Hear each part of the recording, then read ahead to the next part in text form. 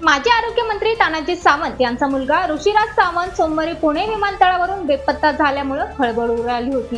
त्यांच्या अचानक गायब होण्यामुळे सावंत यांचं कुटुंबही चिंतेत पडलं होतं. या प्रकारानंतर पोलिसांनी तातडीने तपास सुरू केला आणि काही तासातच ऋषिराज सुरक्षितपणे परत आल्याची माहिती पुण्याचे पोलीस सह आयुक्त रंजन कुमार शर्मा यांनी दिली.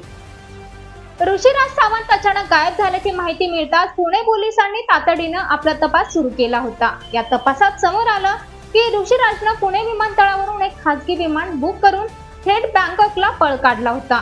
मात्र त्यांच्या कुटुंबियांना याची कल्पना नव्हती. त्यामुळे ऋतुराजचं कोणतरी किडनॅपिंग केलं असं वाटलं. यानंतर पोलिसांनी तात्काळ विविध यंत्रणांशी संपर्क साधून त्या खासगी विमानाचा मागोवा घेतला. काही तासांच्या शोधानंतर पोलिसांनी ऋषिराज याचं विमान माघारी बोलावून घेतलं.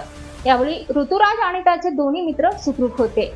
या संपूर्ण घटनेविषयी माहिती देत पोलीस सह आयुक्त रंजन कुमार शर्मा यांनी सांगितलं की ऋषिराज सावंत आणि त्यांचे मित्र हे खासगी विमानाने बँकॉकला रवाना झाले होते.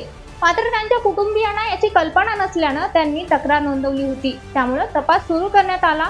त्यानंतर आम्ही सर्व संबंधित यंत्रणांशी संपर्क साधला आणि ऋषिराज यांना सुरक्षित परत आणलं. दरम्यान या घटनेबाबत प्रतिक्रिया देत तानाजी सावंत यांनी म्हटले, मुलासोबत आमचे काहीही वाद झाले नव्हते. त्याच्यासोबत त्याचे मित्र होते, त्यामुळे अपहरण झालं असं म्हणता येणार नाही. मात्र तो घरच्यांना न सांगता गेला हे नक्कीच चिंतेचं कारण होतं. आता तो सुखरूप परतला आहे, त्यामुळे आम्ही निश्चिंत आहोत. यामागील नेमकं कारण समजण्यासाठी आम्ही त्याच्याशी चर्चा करू. महत्त्वाचं म्हणजे घडलेल्या प्रकारासंबंधित ऋषिराज आणि त्यांच्या मित्राची पोलिसांकडून चौकशी केली जाणार आहे. या चौकशीतून ऋतुराजनं असं पाऊल का उचललं याविषयी माहिती मिळू शकते.